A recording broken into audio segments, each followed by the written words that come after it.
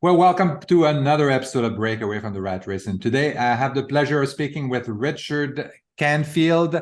Richard basically has a whole life-changing experience in 2009 when he read a book called Becoming Your Own Banker from R. Nelson. What's his last name again? Nash, that's right. And then, you were kind of like covering part of the name. No problem. And this is a very well-known book. I think, if people look at the cover behind Richard, you're going to see that you're probably going to recognize that cover. But anyway, Richard's life changed in 2009 when he read that book, and he actually became friends with the author Nelson Nash, and Nelson basically became his mentor. And now Richard is an Amazon best-selling author, a podcast host, and an authorized infinite banking practitioner. Richard is also passionate about putting people in the driver's seat of their financial future and all about creating durable, dependable, generational wealth, which is something that we're all about here. So Richard and his team, they work with families, they work with business owners, they work with real estate investors, and then to strategize about how they can keep more of their money, more of their profits that flows through their hands over a lifetime. And I want to emphasize the word flow because it's about the flow, and this is a critical important. Everybody's talking about accumulation. We need to talk about flow. Richard, this is a long intro. Welcome to the show. Eric, I'm really glad to be here. You have an amazing show. I know your listeners, I'm sure, absolutely love it. I know as a listener, I've enjoyed a ton of the episodes, and you have amazing guests, and I'm just happy to be a part of that group and to be able to have this epic conversation with you today. Excellent. So infinite banking, I mean, a lot of people talk about infinite banking and or some version of that. Sometimes they use other words to describe infinite banking. They kind of have like almost like trademark on some of the terminology there. But the concepts are pretty, they've been around for a very long time. So why don't you explain to our listeners, what does that mean? What is the infinite banking concept and how does it work? Yeah, a really good question. So, I'll divert to Nelson Nash, you mentioned earlier. Nelson was an incredible human being. So infinite banking concept actually is trademarked, and as is the Becoming Your Own Banker. And so the book Becoming Your Own Banker, it was written, originally published in the year 2000. So it's now it's entering its 23rd year of existence. And prior to that, it centers around the utilization of a financial vehicle. But that's just the tool. So I always use this example. Eric, you've been in real estate a long time. I'm sure you've looked at real estate over the past where there's been really ugly trees in front of a house that needed to be cut down. Oh, yeah. Well, they bring a big chainsaw in. Now, I don't know if you've ever been behind the wheel of that chainsaw before, but I just use this analogy. Imagine I had a chainsaw, I fired it up, I sharpened the chain, I got the fuel mixed, everything's ready to go. And I hand that chainsaw to someone who's never even seen one before. What's the chance that they could seriously injure themselves? That's pretty high, even though there's safety features associated with that. It's right. Pretty. And not only that, they could also just damage or destroy the tool. Okay. Mm-hmm. So the issue wasn't the chainsaw. The issue was the user and the knowledge base of the user. Okay. And so when it comes to the infinite banking concept, a tool that we use to implement that strategy is a type of insurance contract. It's a high cash value, dividend paying, participating whole life contract with a mutual insurance carrier. There's very specific things that need to be in place so that you as the owner, the contract owner, are placed in an ownership position. Just like you want to own and control real estate, you want to own and control insurance contracts where you can store capital. You can build a reservoir of capital that you can access for anything you're already doing in life. You got to go and buy a car, boom, you need access to capital. You're going to go and buy a piece of real estate for a down payment. Boom, you need access to capital. You got to go pay your home insurance, your property tax, renovate the property. You're going to do a flip project. You got to go on vacation with your family. All of these things have a flow of money going from a reservoir, somewhere where the money lives, to some other third party. That transactional nature is what we refer to as banking. We bank every day. Banking is a fundamental aspect of everything that we do in our daily lives. It is literally the basis of how the whole machine of the world operates. Without banking, everything comes to a screeching halt. Does that make sense? Yeah. So that flow of capital and that flow of money is what we're looking to harness back into the individual's life, your life. And we use Nelson's mindset, Nelson's concept to implement that. Now I say, so the concept and the tool of the insurance are two totally different things. Mm-hmm. You can go have an insurance contract all day long. It could have every bell and whistle on it that you want. But if you don't know how to use the tool and you don't understand the mindset required to be successful with it, you won't have really anything at all. All you'll have is just a bag of insurance. Yeah. So this is not about insurance. This is about capital flow, capitalization, and then the lifelong usage of capital over your lifespan for the things that you're already doing in life. Now, I mentioned a few of them. And I'll give you an example of one, and I'll just kind of pops into my mind. So obviously doing this, I have a number of insurance contracts. I have them on several on my life. I have a few on my wife. And I've got 2 on each of my kids. My children are 5 and 7 years old. My son just turned 7. Amazing young man, and my daughter, incredible. Now, we talk about family banking in our household, and I'll maybe touch on that a little bit more throughout our chat today. But I recently got a policy on my wife. This was last year in January. I was able to backdate the policy a little bit. So the anniversary just came up before Christmas. It was in December. Mm-hmm. Now, I, as the owner, decided how much I wanted to inject in capital into that contract. Does that make sense? Yeah. So we talk about how do you get started? Well, first off, you need to know what's your cash flow like? What do you have available either through assets, accessible value, or ongoing cash flow? If you're spending more than you make every month, this is probably not the right process for you. Yeah. Okay. You need to have positive cash flow. You got to have more money coming in than what's going out. Well, if you have negative cash flow, you have to work on that problem first. You got to solve that problem first. And there's tons of amazing coaching about that. Now, what's interesting about that is a lot of times we meet with people and they think that they don't have any cash flow, but it's because they've already prioritized all of their cash flow for something else rather than themselves. Does that make sense? Yeah. So one of the fundamental principles about learning how to build and control wealth is knowing that you need to pay yourself first. I have not found in my lifespan, at least anyway, a better way of paying yourself first in a fundamental and true format than by having a high cash value insurance contract you own and control, because it creates a forced savings mechanism where you're building up a reservoir of capital and you now have money in constant motion. And I'll speak a little bit more about that in a moment. So like you do, and I'm sure all of your listeners do, you're going to have to pay a tax bill to the IRS every once in a while. And I'm guessing they have no sense of humor about that at all. No. You know, and they won't accept the shingles and the drywall on your buildings or the front door or the windows. They're only going to accept US currency. Well, I'm in Canada, you know, the Canadian tax man, the CRA is no different. They'll only accept Canadian currency. They're more greedy. Yeah, they have that problem. That's true. Now, interestingly enough, I have to pay my tax bill, you know, like anybody else. And so I put money aside every month for that purpose. As revenues come in, I take a percentage of that revenue and I set it aside for the purpose of paying the tax man. So I don't go backwards. All right. I'm sure there's people who started in business or real estate investors. They weren't properly planning for that. And they got caught in a trap over 3, 4, or 5 years where a huge tax bill built up and then they had to tackle the problem after the fact. Yeah. I personally have experienced that myself. And maybe that's something you're aware of. So once you get over that trap, now you got to be a good steward of the money. You got to develop good habits. A lot of this is about habits, and you got to start setting that money aside. Well, if I'm going to set it aside anyway, where do I want to have that money live? Over in a regular useless bank account with some third-party bank that I do not own and control?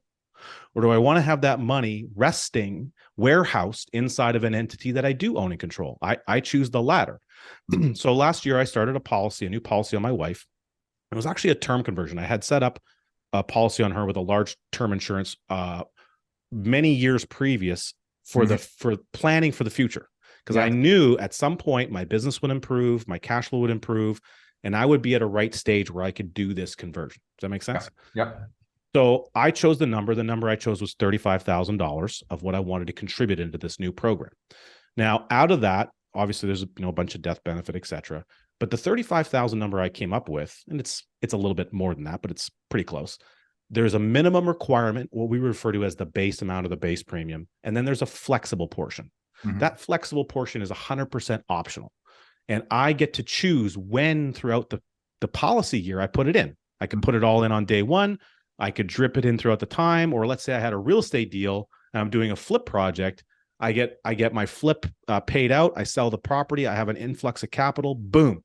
I can inject that money right away into the policy. Does that make sense? Yep. So there's a ton of fluidity and control here. This is all comes down to control. In real estate, the three magic words are location, location, location. When it comes to the infinite banking concept, it's control, control, control. And then you could follow that up with location of the equity, location of the equity, location of the equity. You have equity building in real estate, but you can build equity in insurance contracts the same way. Yeah. The difference is when you build the equity in the insurance contract, that money isn't in a prison that's hard to access, where you got to go beg, borrow, and steal and give up your firstborn child to go get some snot-nosed banker to agree that you've got a good enough business to lend you the money. Okay. With the insurance contract, because you're a co-owner in the insurance company, you have first right of access to whatever can be lent from your contract with no questions asked. It is ultimate and total control. That is very powerful. Now, I want to pause here because I think you've talked about a lot of things, and I think a lot of it is in kind of like in the details, right? So for you in savings, so you say, every year I have to pay some taxes, or I want to buy a car next in 6 months, or next year, or whatever, or blah blah blah. I have some big expense, $30,000 expense. So I could save money every month, put it in the bank at a phenomenal rate of potentially zero, maybe more. If I'm on Ally Bank and it's 3% interest rate per year, it's like phenomenal. Still below inflation, but So I could put the money there. That's fine. I could put it under my pillow and my mattress and kind of like do it like that. But what you're suggesting is that, okay, well, I would like to put it in somewhere that is going to have more benefits, is going to have more advantages, some tax advantages, and also, in that situation with the insurance contract, you're also going to have insurance benefit. Totally. So instead of paying you're putting it in a bank, and say, well, I'm just going to pay the premium to that insurance policy. So, $500 a month. And a lot of these insurance policies, yes, they have, especially the ones that you're talking about, it's very flexible. So if you want to pay more, if you want to pay less, and there's enough cash value in the policy, it's just it adjusts itself to the needs. There's a minimum amount that you have to put in normally to pay for what's called the death benefit piece of it, and maybe some admins and stuff like that. But basically that's it. And then everything else on top of that goes towards a cash value that is invested for you somewhere. So now you have an insurance policy that's providing you benefit. You have you're paying the premium in there, and then from that you're getting some kind of, or did we talk about that already? Some cash value. And so take it from there. Take it from there. Well, yeah. So you're 90% on track. Okay, and in fact, we explain how that works in our book called Cash Follows the Leader, and we actually have some diagrams in there. Okay. So using the example of my wife's policy, so it's $35,000. Now it just so happens that I have a corporation of mine owns that contract. The minimum premium in that example, I'm just going to keep it round numbers, is $10,000. So the flexible portion is $25,000. Okay. Now I designed the policy. There's other reasons around that, but that's the status of this particular contract. Now, the very first day after I put that money into the contract, I immediately had a tax-free death benefit on my wife's life that was much greater than the 35 grand. Yeah. And so if something, heaven forbid, something happens to my wife, tax-free money that the IRS or CRA can't get their hands on comes in immediately to solve problems. Okay. Now, out of the 35, I was able to access immediately about $23,000 by way of a policy loan. Now, that's not all of my capital, but that's okay. As the policy grows and matures and gets more efficient, I will get access to all of my capital. It'll take a couple of years, but it is always in growth mode. It's always in motion. So a way to look at this is, hey, if I had to put $35,000 down on a down payment, 20% down on a rental property, well, how much of my 35 grand would I have available? Zero. I would have to go and beg a third-party lender or a private lender to get access to the money again. Does that make sense? Yeah. In this situation, I have access to 65%, 66% of every dollar I contributed down payment into my insurance contract. Yeah. And I have a guaranteed pledge by the insurance company that they're going to grow my cash value every single day that I take air into my lungs. In this case, my wife takes air into her lungs all the way to age 100. Now, in the States, it's age 121. They're on a different lifespan. So I have a contractual obligation by the insurance company that they have to stuff more cash value into that contract each and every day, and they can't stop it. It must grow. So when I go to access a policy loan, in this case, I took $23,000 out, and I went and gave that to the Canadian government for my tax bill. So I put 35 in. I had to save the money up anyway. A portion of that was that didn't pay my entire, the $23,000 I borrowed didn't pay the whole tax bill. I had other reserves available. But the equivalent of what I needed to pay in a tax bill for that particular corporation was 35 grand. I ran the full value of that into my machine first. I want to get the machine kickstarted. Once that machine is moving forward and it's in motion, it has no reverse gear. It can't go backward. It can only go forward. Now, the moment I put that in, that extra flexible portion, the 25,000, that instantly purchased a brand new chunk of tax-free death benefit on my wife of 108 grand. Now, by age 100 in Canada, age 121 in the States, that policy must have that total death benefit or the cash value must equal the total death benefit.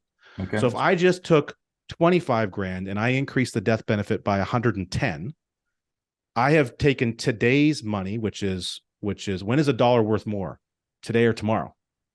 Today. So I've taken today's money and I've made an exchange of a guaranteed result of future increasing money. It's like if you bought a property and you knew that you could appraise that property for $110,000 more at a certain date and time, no matter what. That's basically what I've created with the insurance contract. So each and every day, my capital in my wife's contract has to grow, and it's chasing after that future value. It has to chase it. There's no other option. It is a contractual obligation of the insurance contract. We have bound the company, which we co-own, to fulfilling that obligation. So that's why it doesn't have any market risk. It's not tied to the same pressures that we're seeing in the real estate market, the interest rates and the inflation and all the other things. And I've basically inflationarily protected that dollar because I use today's dollar and I guaranteed more future dollars on it. Now, I was able to liberate a whole bunch of that money, but the money I accessed wasn't mine. When I accessed a policy loan for $23,000, I didn't come out of my values. That's right. My values were collateral. Yeah. I got the money from the general fund of the insurance company who I co-own. I co-own the lender. Okay. Now I have to pay some interest to those guys, but they have to put the money to work for everyone that's in the game. We're all in one. So imagine if you ever heard of like a co-op, essentially, you become a member of the co-op and everyone kind of shares in that pool, right? And if the co-op's profitable, everyone gets like a dividend. Same general premise applies with these insurance contracts when they're set up the right way. So now the insurance company has to put that money to work for everyone's benefit, including mine. One of the places they could put it to work is with policy owners like myself. So I have first right to access a chunk of that money. Now, as I refill the tank for my tax bill next year, I can shove that money back in and I can repay that policy loan so that next year when I need to go pay my tax bill, I can access that money again and I can lather, rinse, and repeat. But the policy is getting more efficient each and every year. So I want to touch on a couple of things. I mean, you've mentioned co-own, because when you're looking at the insurance companies where you're going to get that insurance, there are some that are, public companies that are, there's just like a real company and on stock market and all that. But you also have mutual insurance companies. And this is what you're talking about, is that you're getting these policies from a mutual insurance companies. And the thing is that it's kind of like a co-op. You're kind of like, you're getting a policy from that insurance company, but you're also part owner of that company, and you share in the profit and gets distributed to you as dividend on a regular basis. So that's kind of like what the idea is behind co-own, right? Generally speaking, yeah. Yeah. And the other thing that I want to emphasize is also that what you're doing with this insurance policy is you're basically creating an asset out of that. And that asset, you are able to borrow on that. That's basically create collateral, and then you're able to do a loan on that, using the policy as equity, and then you can use the money from something else. The same way that you're using a loan to, for a house, you use the house as equity, then, you're doing the same basically with that policy. You're creating an asset that has a cash value, and obviously death benefit. And so, yeah. It's right? basically like a constantly accumulating operating line of credit. Yeah. So, just like having a HELOC against a property, the difference is if you want to increase the size of your HELOC, you got to go back into the bank and do an appraisal and fees and costs and, Mickey Mouse paperwork. Whereas in this environment, the operating line of credit is automatically increasing on a day-by-day basis. Yeah. And it's constantly escalating in its increasing value. So you can do all the same things that you're doing with your normal life. You're just changing the way in which you do it. So we talk about banking as a process because that's what it is. You got to go pay the mortgage guy and the car payment guy and this guy or the or gal, and your money is always flowing away from you, away from you, away from you. As soon as the money goes to the car payment guy, that they've got the money and now they're earning on your money. Yeah. Whereas if you put the money into the insurance contract first, now your money in the insurance contract is always working for you for the rest of your natural life, and it cannot be stopped. The only thing that stops it is someone dies. Yeah. And if someone dies, guess what? Way more money shows up than what you put in. Yeah. So you're winning in that game. Now, if you access capital from the insurance company, which you co-own, then you're now able to go still pay the car payment guy. The difference is the flow and the change of the money is what adjusts. And so you are placing your original dollar in a position where it's always in motion. You had an amazing guest on recently, Adam Carroll, talking about the shred method, really amazing episode. I would encourage everyone to go listen to. Yeah. He obliterated his debt in like a record amount of time.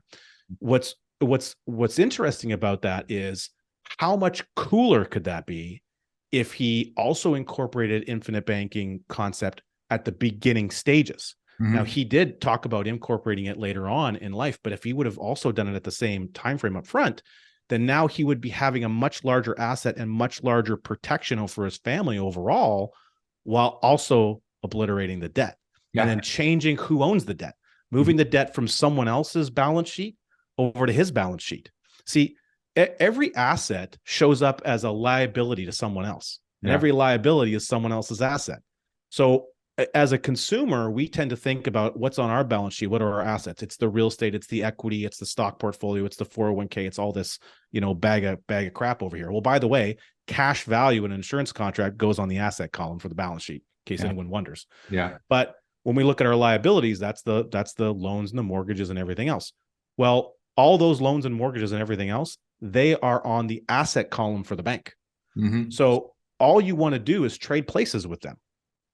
If it's good enough for it to be an asset for them, it should be good enough to be an asset for you. Their names are in all the big buildings. Mm-hmm. Yeah. Yeah. So so that's good. This is very good. What are some of the kind of like, I'd say benefits, but also kind of like, so now you have set up your insurance policy and all of that, and you're good to go. So what are the mechanics like for actually using that the policy loan? Any kind of like tricks or any kind of particular ways to use that cash for something that would be, kind of like multiply and accelerate your multi-generational wealth? Yeah, I'll give you a couple. I'm going to start with like some very simple, basic, like everyday kind of items, just to get the brain thinking a little bit. Yeah. So everyone probably has home and auto insurance, right? And if you're a real estate investor, you got probably a lot of home insurance for different properties. So in general, it's not exclusive across the board, but in general, when it comes to most insurances, you get a decent discount if you pay for it annually. Okay. Certainly in the life insurance realm and like life and sickness type insurance, if you pay that annually, you usually get a big discount. It can be maybe as little as 5% and as much as 8 to 10% with some companies. I actually did the math on one recently for a guy who had a bunch of term insurance. It was like 13%. So just by paying annually, he's going to earn a 13% rate of return on money that was already walking out the door. Does that make sense? Yeah. The only thing that changed was his habits and his thinking. Yeah. So he didn't need to go and find a 13% ROI investment. He just had to change the way in which he did something. Yeah. So now he's got a new policy that he just set up. He's going to borrow from that policy with insurance company A, and he's going to access whatever the $3,000 he needed to go pay the annual premiums on other policies, which he was already committed to doing. Yeah. He's going to get a discount, and that monthly payment had been in his budget for about 10 years. If a payment's been in your budget for 10 years, that's pretty consistent. You're not going to change doing that, right? Well, don't change doing it. Just change who gets the money. Yeah. So instead of giving the money to those guys, you're now just going to reallocate that as a monthly loan repayment to the policy that you own and control. Yeah. So all we're doing is flipping the switch on how the money flows. So it goes back to money flow. Now, in that example, he's got way better insurance. It's constantly in motion. He's got permanent coverage. His family's more protected, and he's now feels empowered and in control. So some of the benefits go beyond the financial. They go to the mindset. It goes to, when you're in control of your own financial destiny and you have cash confidence, there's something magical that happens in your psyche. It is a huge boost. And when you can put your head on your pillow and you know that the next day you wake up, there's going to be more cash in your asset value in your asset column than the day you went to bed before. That is an empowering feeling, especially when there's all this financial noise out there that's trying to scare people from getting into the investment world. It's just such an empowering feeling. Now, as a real estate investor, real estate investors will recognize that you can't get anything done unless you have access to capital. It's either your capital or you got to access someone else's pile, joint venture partners, investment partners, or a third-party bank or a third-party lender. That's where the capital comes from. So the reason people have to go see other parties for that is because they themselves are undercapitalized. Okay. Have you ever heard of a business failing because it had too much capital? No, of course not. Like, take a look at Apple. They're sitting on like a couple $1 billion or whatever. They can make strategic investment moves and decisions as they see technology change. They can only do that because they're well capitalized. So when you are well capitalized, there's a quote by a guy named Bill Linderman. It says that opportunities, when you have readily available access to capital, opportunities of high caliber will track you down. And now Nelson Nash used to say, in fact, they'll hunt you down. And so the more that you recognize the power of building up a reservoir, a warehouse of your own capital, the more you are in control of your own destiny. And then the deal flow. So we talk about deal flow in real estate, the deals that show up on your desk. As you increase your capacity to do deals, the size and the caliber and the quality of those deals automatically begin to shift. And your radar is like, oh, hey, this one, no, get rid of that one. No, get rid of that one. Oh, boom. Hey, this one looks interesting. This fits my dynamic and my bubble. And I've got capital and resources to go to work. Yeah. So what are some of the misconceptions or the challenges that people have when they're trying to, they've read the book, let's say, and then they've watched a YouTube video and then they say, I want to do that. That sounds cool. I understand generally what that means. And that sounds like it would work for me. So what are some of the challenges and kind of like misconception or kind of like, mistakes that people are making?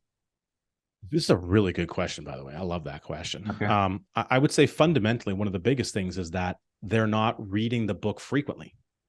You're not going through the book. Like if you look at my book, you'll see there's a few notes and chicken scratches and highlights on this book. And a paintbrush. Okay. Just highlight the whole thing. I've actually gone over faded highlighter with new highlighter in here. It's at the point now where like I'm writing dates down as I rediscover something. And so there's an expression that when the student is ready, the teacher will appear. This 92-page book is like that. And so I've been reading this same copy of this book now for almost 14 years, and I'm still being inspired and I'm learning new things in it. Yeah. it's not that I haven't read the words before. It's that my mindset and my awareness of what I'm doing in regards to infinite banking, but also on business and everything else on the sun, everything else that ties into my financial life, it all circles back to how this concept is implemented because it's a lifestyle. So the number one, I think, fundamental downfall for people who start looking at this concept is that they're looking at it as an investment vehicle. That is absolute BS. That's not what it is. If you want an investment vehicle, cool, get into real estate. Tune into more episodes of this show. Like, there's tons of other ways you can do that. That is not what this is for. This is not a replacement for your investing, and it's not meant to be looked at in any way, shape, or form for a rate of return. What it is a savings account on steroids that protects your family in a dramatic way, allows for generational thinking, and it's a lifelong utilization. It's a lifestyle. So when you are doing your research and your exploration, first of all, if you haven't read the book, then you shouldn't be started in anything, number one. And then number two is recognize that this is something that takes time and commitment, no different than learning how to invest in real estate. You can make the decision you want to invest in real estate, and you can go make an offer on a property, but if you don't know anything, then you probably are going to fail, I would say, pretty heavily in the first 5 years, most likely. If not, you're going to hit the school of hard knocks pretty hard. So you might need a coach. You're going to need to invest in some courses. You're going to need to listen to a bunch of content. All of that stuff, listening to the content, the YouTube videos, the podcasts, all those things that you do, those are investments in your time and your knowledge.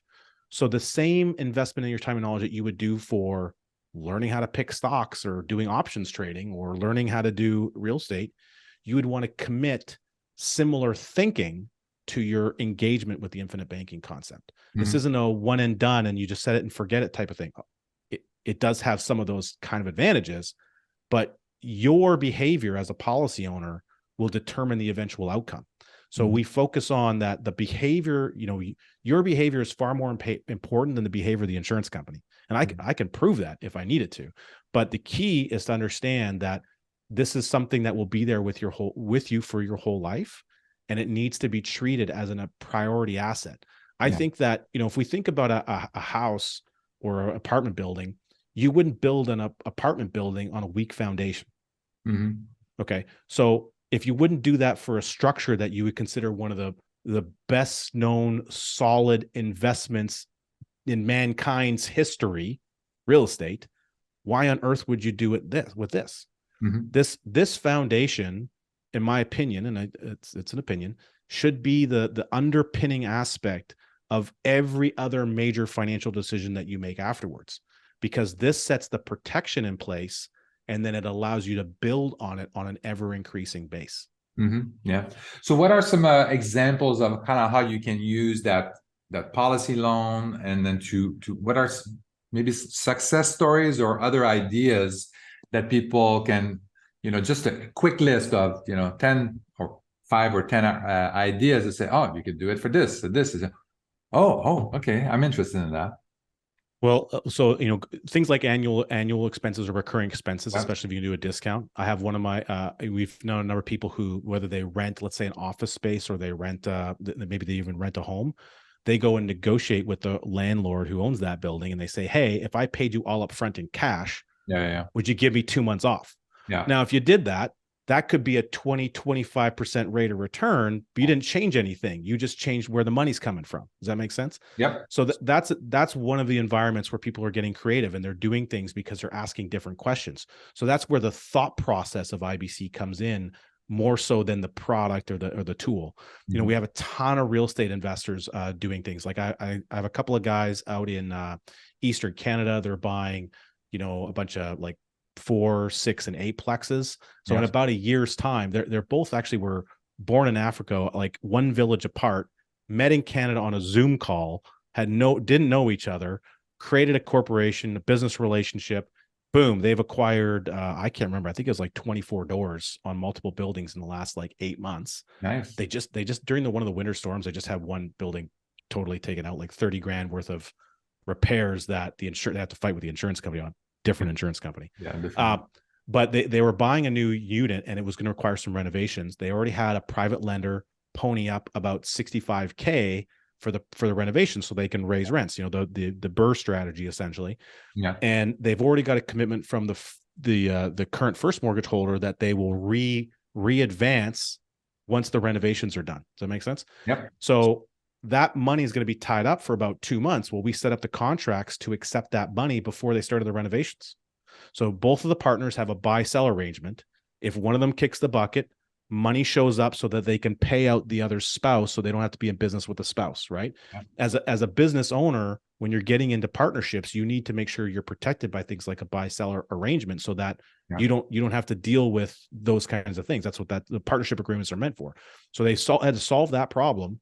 We solved that problem, then incorporated the design of IBC into their life so that it would be able to accept the cash flow off of all these units. Mm-hmm. So now they can run a decent chunk of some of their gross cash flow through the units on a monthly basis once they build some things up. Yeah. And then they'll be able to access to pay their burn, basically their monthly burn. And they're going to store the differential, their net cash flow is going to be stored in the policy. Wow. Wow, that's very cool.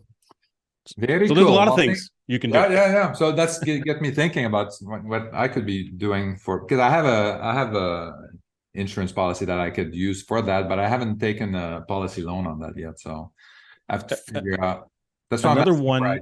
Well, another one that's really good is like like your property tax account and stuff. Like trying to think of the word that we use, because in Canada they don't use the same word, but like escrow, you mean, like when you exactly, your escrow account and stuff like that. So some people have these huge buildup of escrow accounts, and all that capital is tied up and it's frozen.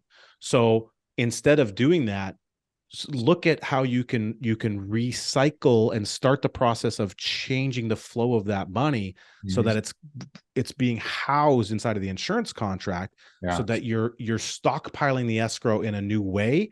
Yeah. Then when it comes time to pay the annual and the property tax, the insurance and all that stuff, you're doing it from the machine. Yeah. And then it doesn't mean what that looks like is you're going to have probably an increasing loan in that machine, but then as you also have windfall events. Yes. So windfall events are like when you sell a property, you do an equity takeout, tax refund, gifts at Christmas. Like it could be little things or big things, and or a death in the family. These things produce windfall events. So if you know that that's going to happen and you have a reasonable expectation or thought about that, you can start to plan for future events with today's money. Does that make sense? Yeah. And I'll give you an example of that. So I want to bring this into like family banking, because this is where the root of all this ties into. So I have my daughter's 5, my son is 7. Since my daughter was 2, I've been talking to my kids about the family bank. So my kids understand that we have the Canfield Family Bank. Mm-hmm. They don't really know what it is. They don't know anything about insurance. Yeah. They know that this book is important, and they think of this guy, Nelson Nash, kind of like Santa Claus. He's a character in their life. Does that make sense? Yeah. So we pay homage essentially to Nelson and what Nelson taught us. Yeah. So they are always aware from a mindset that this is important thinking. Now, when I talked to my kids, and we used a storybook that she had, and this little girl, she goes to the piggy bank. She wants to buy these fancy red shoes. It's $40. She only had $20. Okay, she goes to mom and dad. They say no. They say no. She goes and gets jobs to earn the money. Okay, good lesson for the kids. She earns the money and she goes and buys the shoes. And then, of course, she has to pay sales tax. And we have a nice little joke, my daughter and I, about that. We go, boo, icky sales tax. Anyway, so she learns about sales tax.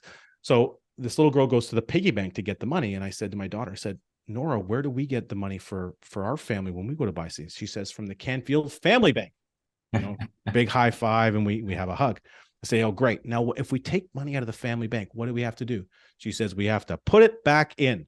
Boom. High five, big hugs, high five. Awesome. Why do we have to put it back in? So we can use it again later, Dad. So we can use it again later. Mm-hmm. All she understands is those 3 fundamental things. Yeah. But I'm beating that into my kids' heads so that they recognize that value. And here's why. We had an annual family banking meeting last year down in Palm Springs. It was amazing. We were going to associate conversations around money and conversations around the family bank specifically as fun and enjoyable.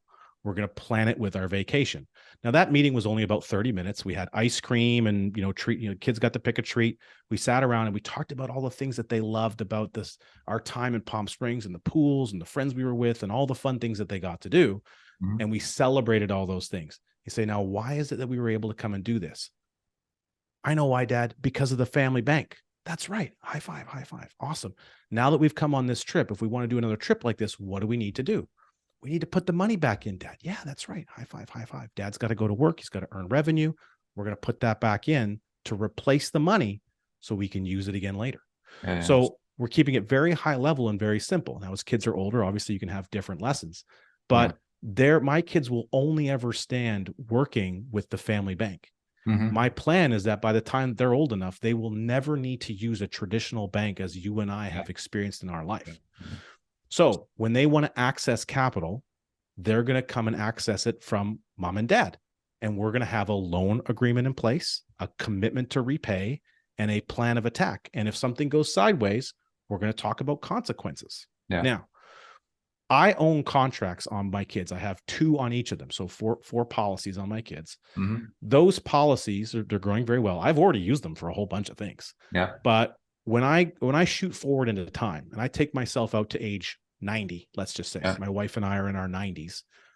Do you think it's probable that I've been using those policies? Say yes. Sure. I can use them to draw down a passive income. I can get passive income off my real estate, from my business, from other sources, or we've got books. So there's, royalties, these kinds of things. Now there's multiple sources of income coming in, but one of those sources can be what we're pulling down out of these policies. Now, if I leave a giant outstanding loan on my kids' policies, do you think I really care about that? No, I don't. And here's the reason why. Because Dad got insured first, and so does Mom. So when Dad kicks the bucket, a boatload of tax-free money is going to show up, and they're already going to have instructions about what to do. They're going to take that money and they're going to automatically pay off any outstanding policy loans, which means it's going to reset the values back to when they were age 0. It's like backdating an insurance contract 60 years. Does that make sense? That windfall event already has an intention for what we're going to do with the money, which means every mortgage payment, every car payment, every student loan payment that my children, paying for their wedding, everything that my kids borrow from the family system and they pay back with principal and interest, they're going to get every dollar back. No, that's good. Very good. Excellent. I think it's very, very inspiring. I think I definitely like, the education aspect of it too, about the kind of like handling the money. Our previous generation, my parents' generation, was about, okay, you get the money, you spend it. You get more money, you spend it. And there's no savings. There's nothing going on. At least now you have some money, you pay the bank, you pay yourself first, you take some money out, and then you do something. So I like that, and it's good that we're already starting to kind of educate children to kind of like think about money. Money has been such a taboo over the years that it's it's glad just to have the conversation about it, and then start for the kids to see how the mechanics works, especially starting at 7 and 5. This is very amazing. So, Richard, I think we're about to wrap it up. If people want to reach out to you, I think you have a YouTube channel also. So what's the best way for them to reach out to you and learn more about what you're doing? Well, there's a couple of great resources, Eric. And, first I would direct people to go to 7steps.ca. There's a great report. It's a free report. You can get there. It walks you through the 7 steps that we recommend you need to go through in the learning journey to decide if infinite banking is the right fit for you. And there's several very key items in there, including reading Nelson's book, watching Nelson Nash documentary film, which you can get at nelsonnashfilm.com. Our podcast is Wealth Without Bay Street. Although we are in Canada, we operate, we speak to people all over the States as well. And we have a lot of fun. We have great entrepreneurs on there. So lots of good entrepreneur oriented stuff. So you go to wealthwithoutbaystreet.com and you can order a copy of our book, of course, there. So we have Canadian's Guide to Wealth Building Without Risk, which is the process of becoming your own banker. And we just released here in December of 2022, Cash Follows the Leader, which is uninterrupted daily growth of high cash value insurance. We're slated to have hopefully by end of February, our 3rd book, which is Keep Taxes Away from Your Wealth, to be coming out. And then we're going to have a book on actually family banking, the family banking concept of family banking meetings, hopefully releasing in June of this year. Yeah, and I think how to talk to the kids about money and all of that. And I like that too. Like you have a loan agreement, you have and all of that. It's the same for me with my kids. I kind of made it also kind of like semi-official, and then we're gonna put things on paper and all that kind of stuff. So I love it. Thank you, Richard. It was a pleasure speaking with you, and talk to you later. Yeah, appreciate it, Eric, and thanks for having an amazing show and for what you do for everybody. It's fantastic. Thank you very much. Take care. Thank you for listening to Break Away from the Rat Race with your host, Eric Martel. If you want to share your story and experience with our listeners, please message us on Facebook at Break Away from the Rat Race. Also, please subscribe to our YouTube channel and our podcast on iTunes.